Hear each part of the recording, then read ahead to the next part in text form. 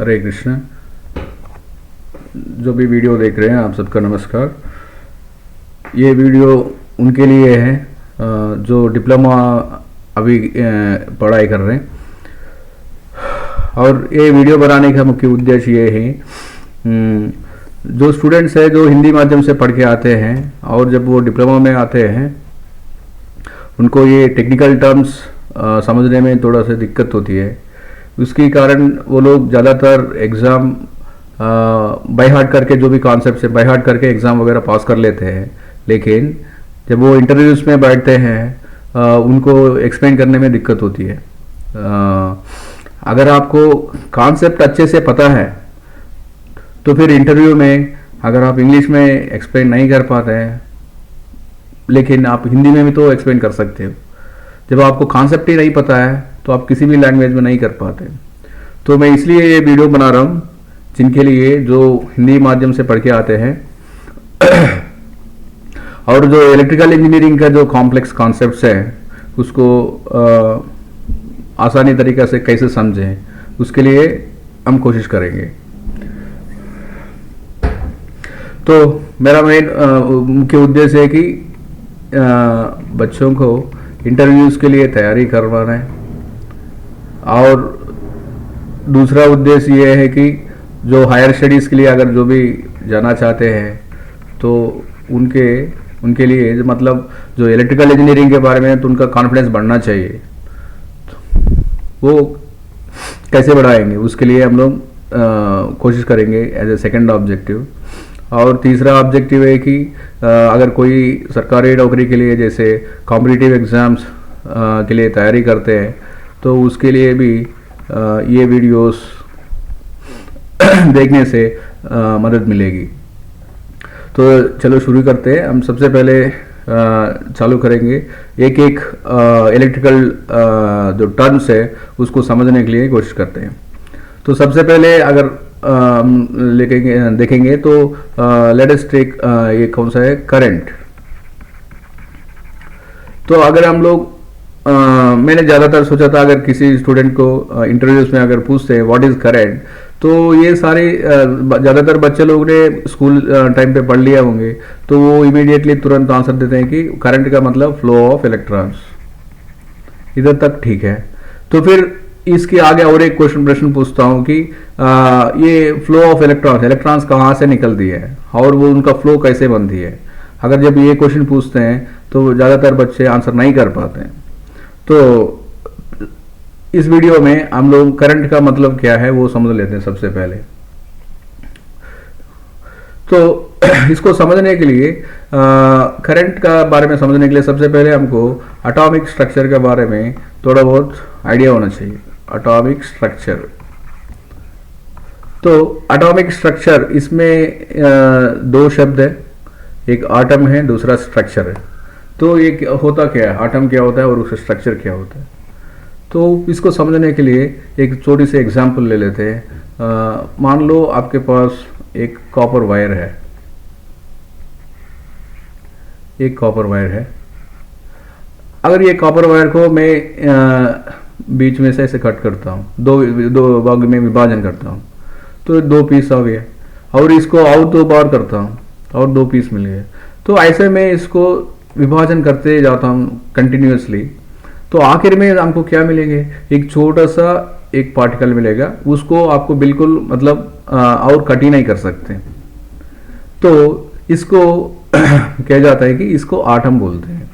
English में इसको ऐसे बोलते हैं कि द स्मॉलेस्ट इनडिविजिबल पार्टिकल, मतलब आपको उसको और विभाजन नहीं कर सकते, उस पार्ट को हम लोग एटम बोलते हैं। ठीक है। और इसका अंदर कुछ होता है क्या, आटम के अंदर क्या क्या होता है, तो उसी को बोलेंगे एटॉमिक स्ट्रक्चर।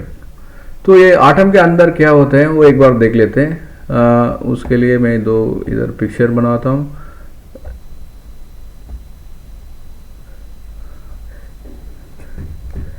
ये आटम के अंदर जो सेंटर पोर्शन है उसके अंदर, उसको आप लोग ने स्कूल स्टेज में पढ़े होंगे। ये एक मिनट, राइट। सो इस आटम के अंदर क्या क्या होते हैं? ये आटम के अंदर सबसे अंदर जो सेंटर पोर्शन में दो तरीके का पार्टिकल्स होते हैं। एक बोलते हैं उनका नाम न्यूट्रॉन, दूसरे को कहते हैं कि प्रोटॉन। सो ये दो पार्टिकल्स एक जगह पे रहते हैं। ये जो ये पोर्शन है उसको बोलते हैं हम लोग न्यूक्लियस बोलेंगे, न्यूक्लियस। ठीक है, तो हमने ये समझा कि आटम के अंदर, आटम इंडिविजुअल पार्टिकल है, आटम के अंदर जो सेंटर पोर्शन में रहते हैं उसको न्यूक्लियस बोलेंगे, और उसके अंदर दो पार्टिकल्स रहते हैं, एक तो न्यूट्रॉन्स, दूसरा प्रोटॉन। ये प्रोटॉन जो बोलते हैं इसका धनात्मक होता है, मतलब इसका एक पॉजिटिव चार्ज रहता है। चार्ज क्या होता है, उसका डेफिनेशन क्या है, वो हम लोग बाद में देखेंगे। पहले समझेंगे इसका मतलब ये पॉजिटिव वे में एक्ट करते हैं। और जो न्यूट्रॉन है ये इसका कोई चार्ज नहीं होता है, ये जीरो चार्ज मान लेते हैं। और इस न्यूक्लियस की सराउंडिंग में अलग अलग कक्षाओं में ये जो इलेक्ट्रॉन्स नाम के पार्टिकल्स घूमते रहते हैं ऐसे। तो इलेक्ट्रॉन का जो चार्ज है वो नेगेटिव होते हैं, और ये अलग अलग कक्षाओं में ऐसे घूमता रहते हैं। ये इंग्लिश में इसको बोलते हैं ऑर्बिटल। ये जो कक्षा है उसको बोलेंगे ऑर्बिटल। मतलब ये इलेक्ट्रॉन्स अलग अलग ऑर्बिटल्स में ऐसे घूमते रहते हैं। तो अपने पास तो बहुत सारे मटेरियल्स है, मतलब हाइड्रोजन है फॉर एग्जांपल। अगर आप पीरियोडिक टेबल में चेक करेंगे, हाइड्रोजन का जो ये एटॉमिक नंबर है वो 1 है। इसका मतलब ये कि हाइड्रोजन आटम के अंदर एक ही इलेक्ट्रॉन मिलेंगे आपको। इसके बाद हीलियम के पास दो इलेक्ट्रॉन्स मिलेंगे। तो ऐसे अलग अलग मटेरियल्स के लिए अलग अलग इलेक्ट्रॉन्स रहते हैं। ठीक है, अभी तक हमने क्या समझा? आटम का मतलब स्मॉलेस्ट इंडिविजुअल पार्टिकल।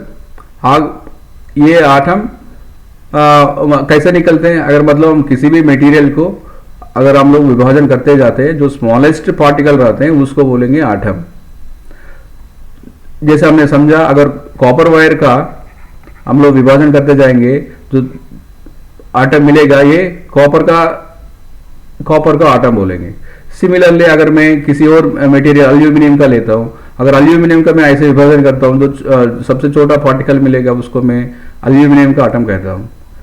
ऐसे कोई भी मटेरियल ले लीजिए। दूसरा अगर मैं कुछ लकड़ी का, वुड का लेता हूं, उसका जो सबसे छोटा आटम मिलेंगे वो वुड का संबंधित आटम है वो। तो ये समझे हमने। दूसरा, आटम के अंदर ऐसा पार्टिकल्स रहते हैं, और जो ये पार्टिकल्स में सबसे इंपॉर्टेंट वाला ये है इलेक्ट्रॉन्स है। ये एटॉमिक नंबर के हिसाब से बढ़ता रहता है। इधर देख लीजिए, फॉर एग्जांपल इसमें ये थोरियम का आटम है, इसका एटॉमिक नंबर 90 है। आप देख सकते हैं ये सेंटर में न्यूक्लियस है, इसके जितने भी ऑर्बिटल्स है उसमें अलग अलग इलेक्ट्रॉन्स घूम रहे हैं। ठीक है, इसको बोलेंगे एटॉमिक स्ट्रक्चर। सो आटम के अंदर 3 तरीके का पार्टिकल्स है, प्रोटॉन्स, न्यूट्रॉन्स, इलेक्ट्रॉन्स। ठीक है, राइट। सो अभी क्यों हम लोग ये डिस्कस कर रहे हैं? तो हमने करंट की डेफिनेशन में ये समझा कि फ्लो ऑफ इलेक्ट्रॉन्स को करंट कहते हैं। तो फ्लो ऑफ इलेक्ट्रॉन्स कैसे बनते हैं अभी समझ लेते हैं। अभी पहले ये वाला आटम का देख लीजिए। ये इसमें जो इलेक्ट्रॉन्स है ना, ये सबसे आखिरी कक्षा में जो घूम रहे इलेक्ट्रॉन्स, अगर मैं इनमें से एक इलेक्ट्रॉन को बाहर निकालना चाहता हूं, फॉर एग्जांपल ये वाला इलेक्ट्रॉन्स को, उसको बाहर निकालने के लिए क्या कुछ फोर्स की जरूरत पड़ती है। वो अपने आप नहीं निकलता है, कुछ फोर्स अप्लाई करना पड़ेगा। उसी फोर्स को हम कहते हैं कि इलेक्ट्रिकल फोर्स कहते हैं। तो दूसरा इलेक्ट्रॉन जो न्यूक्लियस के पास में है ना, वो इस कक्षा से सपोज ये वाला इलेक्ट्रॉन्स को अगर बाहर निकालना चाहता हूं, उसके लिए भी कुछ अमाउंट ऑफ फोर्स लगेंगे। दोनों में क्या अंतर है अगर ऐसा सोचेंगे तो जो आखिरी कक्षा में जो इलेक्ट्रॉन है उसको निकालने के लिए कम फोर्स लगते हैं। जैसे जैसे आप न्यूक्लियस की तरफ जाएंगे, मतलब जो इंटरनल ऑर्बिटल्स के इलेक्ट्रॉन्स बाहर निकलने में ज्यादा फोर्स लगते हैं। जैसे इधर आप अच्छे से समझ सकते हैं, जो आउटर मोस्ट ऑर्बिटल में जो भी इलेक्ट्रॉन्स हैं उसको निकालने के लिए कम फोर्स लगेंगे। जैसे जैसे आप अंदर के ऑर्बिटल से जो भी इलेक्ट्रॉन निकालना चाहते हैं उसके लिए ज़्यादा फोर्स लगते हैं। इसी फोर्स को बोलते हैं इलेक्ट्रिकल फोर्स, और टेक्निकल टर्म्स में और दूसरा नाम दिया गया इसको वोल्टेज, और एक नाम भी दिया गया पोटेंशियल डिफरेंस, और एक नाम भी इसमें है उसको बोलेंगे इलेक्ट्रोमोटिव फोर्स ईएमएफ। सो इतना सारे नाम है इसका। तो क्यों इतना सारे नाम दिया गया वो हम लोग स्टेप बाय स्टेप समझ लेते हैं डिस्कस करके। तो अभी तक हमने ये देखा कि इलेक्ट्रॉन्स को एटम के ऑर्बिटल से बाहर निकलने में कुछ फोर्स की जरूरत पड़ती है, राइट। सो अभी हम इसको और अच्छा सा समझेंगे एक छोटे से एग्जाम्पल के साथ, ठीक है। तो हमने एक छोटा सा एग्जाम्पल को ले लेते हैं। इधर फॉर एग्जाम्पल अपने घर में 2 टैंक ऐसे बनाया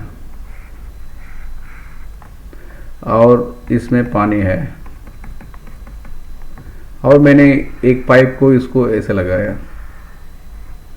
अगर मैं आपसे पूछता हूं क्या पानी इस टैंक से इसके अंदर जाएगी, आंसर इज सिंपली नो, क्योंकि इसका लेवल अलग अलग है, इसका लेवल अलग है, इसका लेवल अलग है, तो इधर नहीं जाएगी। और दोनों टैंक एक ही प्लेटफॉर्म पे है और एक ही लेवल पे है, तो पानी इधर से इधर नहीं जाएगी। अगर मान लीजिए ये इस टैंक को हमने छत के ऊपर लगा दिया और दूसरा टैंक को वैसे इधर नीचे घर के अंदर ही रख दिया, तो अगर इस टाइम पे अगर ये पाइप ऐसा लगा दिया तो क्या होगा, जो भी पानी इस टैंकी के अंदर है वो सारी पानी इस टैंकी के अंदर आ जाएगी।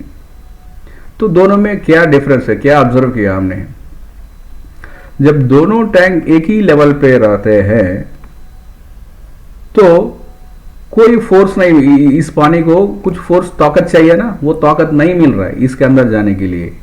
लेकिन जब ये टैंकी को ऊपर हम लोग लेके जाते हैं, इस पानी के अंदर जो फोर्स मिल गया, बिकॉज ऑफ दैट फोर्स ये पानी इसके अंदर आ रहा है।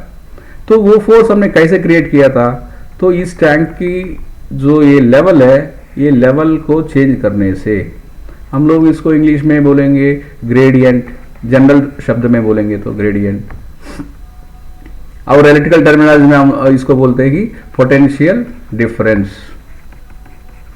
Potential difference. अभी समझ में आ गया ना, जो पानी इस पाइप के थ्रू इधर आ रहे हैं उस पानी को बोलेंगे हम लोग करंट, और जो ये डिफरेंस है इन दोनों का लेवल का उसको बोलेंगे वोल्टेज। ये है सबसे आसानी तरीका करंट को समझने के लिए, है ना। तो अभी करंट किसी भी मटेरियल में करंट फ्लो और करंट को जनरेट करने के लिए हमें क्या आवश्यकता है, हमें ग्रेडियंट और पोटेंशियल डिफरेंस की आवश्यकता है, उसी को हम बोलेंगे वोल्टेज। सो वोल्टेज के बिना करंट फ्लो होता ही नहीं है, ठीक है। So this is the simple understanding of current. तो इसके बाद हम लोग देखेंगे ये जो पोटेंशियल डिफरेंस है वो कैसे बनता है। मतलब अभी तक हमने ये समझा कि सपोज एक इलेक्ट्रिकल वायर है, ये कॉपर वायर है, इसके अंदर बहुत सारे एटम्स है ना, ऐसे बहुत सारे एटम्स है। हमें क्या करना है, हमें इन एटम के साथ एक इलेक्ट्रॉन्स को फ्लो कराना है, फ्लो ऑफ इलेक्ट्रॉन्स, मतलब इलेक्ट्रॉन्स इस पॉइंट से लेके इस पॉइंट तक एक इलेक्ट्रॉन को हमें भेजने हैं फॉर एग्जांपल। तो वो इलेक्ट्रॉन्स को फ्लो कराने के लिए हमने अभी तक ये समझा है कि इसके लिए हमें एक फोर्स की जरूरत पड़ती है। उस फोर्स का मतलब पोटेंशियल डिफरेंस। वो टैंकी की एग्जांपल में तो हमने आसानी से समझ लिया, एक टैंकी को आप ऊपर लेके जाने से वो फोर्स नेचुरली डेवलप हो जाते हैं, उसकी वजह से पानी नीचे आ रहा है। लेकिन इधर इलेक्ट्रिकल ये कॉपर वायर की केस में कैसे समझेंगे। अभी वायर ऐसा है, अगर आपको इलेक्ट्रॉन को इस जगह से लेके इस जगह इस एंड तक मूव करानी है तो क्या इसका मतलब है कि इधर से इधर का इन दोनों की टर्मिनल्स के बीच में एक पोटेंशियल डिफरेंस क्रिएट करना है। जब आप पोटेंशियल डिफरेंस या वोल्टेज उधर क्रिएट करोगे तो ऑटोमेटिकली ये इलेक्ट्रॉन्स इस पॉइंट से लेके इधर तक मूव करेगी। तो ये पोटेंशियल डिफरेंस को आप कैसे क्रिएट करते हैं उसके बारे में हम लोग अगले वीडियो में चर्चा करेंगे। उसी को बोलो सो उस वीडियो में हम लोग वोल्टेज का मतलब क्या है, पोटेंशियल डिफरेंस और ईएमएफ इन दोनों के बीच में क्या अंतर है, वो सारी चीज़ डिस्कस करेंगे। धन्यवाद।